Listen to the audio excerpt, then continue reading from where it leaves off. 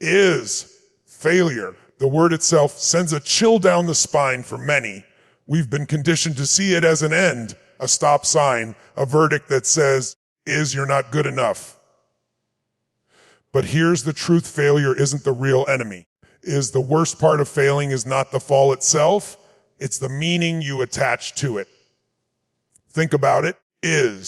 Every single one of us will fail at something, sometimes in small ways, sometimes in monumental ways. You'll launch a business that doesn't take off.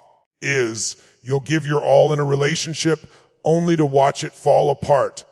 You'll put effort into a dream that for a moment seems shattered. And in those moments it's easy to whisper to yourself, maybe I'm not meant for this. Maybe I don't have what it takes. That's the trap. That's the worst part of failing, believing that failure defines you. Because the truth is, failure never defines you. It refines you. It sharpens your edges. It teaches you lessons you could never learn sitting on the sidelines. So how do you avoid the worst part of failing? You change the frame.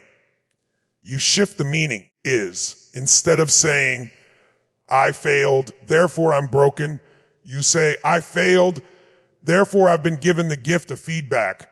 Failure is not a full stop. It's a comma in the sentence of your life. It's a redirection, a signal pointing toward a stronger version of you. Every time you fall you're being asked one question: are you willing to rise again? And if the answer is yes, then failure becomes fuel. Think of the greatest breakthroughs in history, the inventions, the discoveries, the leaders who changed the world. Behind every success story is a trail of failures. Not once, not twice, but often hundreds of times. The difference wasn't that they avoided failing. The difference was they refused to give failure the final word. You see, pain is inevitable, but suffering is optional. The pain of failing stings, but the suffering comes only when you chain yourself to the belief that you are the failure. Break that chain. Let go of that false story. Because failure is not who you are. It's just something you experience on the road to who you're becoming. So I challenge you, the next time you stumble, don't bury yourself in self-doubt. Don't tell yourself a story of defeat. Instead, ask, what did this teach me? Where can this redirect me? How can this make me unstoppable? When you learn to see failure as a stepping stone instead of a gravestone, you become untouchable. You become resilient. You become the kind of person who doesn't just chase dreams, but makes them inevitable. Remember this, the worst part of failing isn't falling. It's staying down. Rise again and again. Because your future isn't built on the times you never fell. It's built on the times you refuse to stay down. Failure doesn't define you, it refines you. And this single truth, if you let it sink deep into your heart, can completely change the way you face life's toughest moments. Too many people make the mistake of attaching their identity to an outcome. They launch a business that doesn't succeed and immediately label themselves a failure. They step into a relationship that ends, and they carry the weight of being unworthy. They set a goal, fall short, and then tattoo in their mind the belief that they aren't good enough.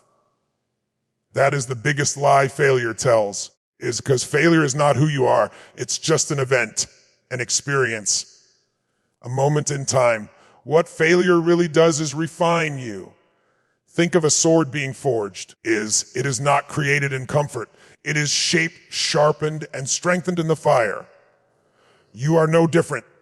Every setback, every disappointment, every stumble is the fire that strengthens your character, your wisdom, your resilience. Without those trials, you remain dull, untested, and unprepared for greatness. The most successful people on this planet did not get there by avoiding failure. They got there by refusing to let failure write their story. They didn't see it as an end, they saw it as feedback. Every no was a lesson. Every closed door was a redirection. Every painful fall was the sharpening of their edge. So the next time you face failure, remember this it's not your definition. It's your refinement. Don't ask, why me? Ask, what's this teaching me? Don't run from it. Don't hide from it. Let it shape you into the unstoppable person you were meant to become. Pain is inevitable, but suffering is optional. This truth is the dividing line between those who rise after failure and those who stay buried under it. Let's be honest, falling hurts. Losing hurts. Is watching something you poured your heart into collapse. It stings. You can't escape that.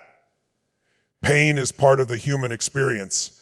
It shows up in broken dreams, missed chances, and the silence after giving your all. But pain, as raw as it feels, is temporary. It passes.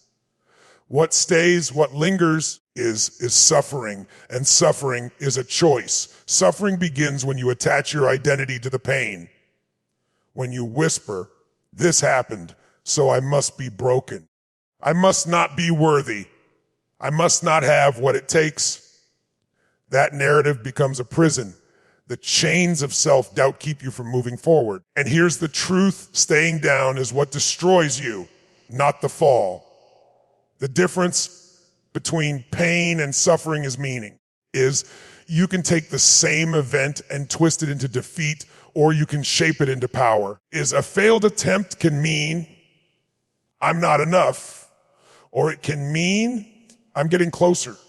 A closed door can mean I'll never succeed, or it can mean time to find a better way. The choice of meaning decides your future. Yes, pain is part of the journey, but suffering, that's optional. Refuse to chain yourself to the belief that failure defines you. Instead, rise again and again, because every time you get up, you prove to yourself and to the world that your spirit is stronger than your fall. Remember this, success is not built on avoiding failure, it's built on refusing to stay down. Rise, because the world needs the version of you that refuses to quit.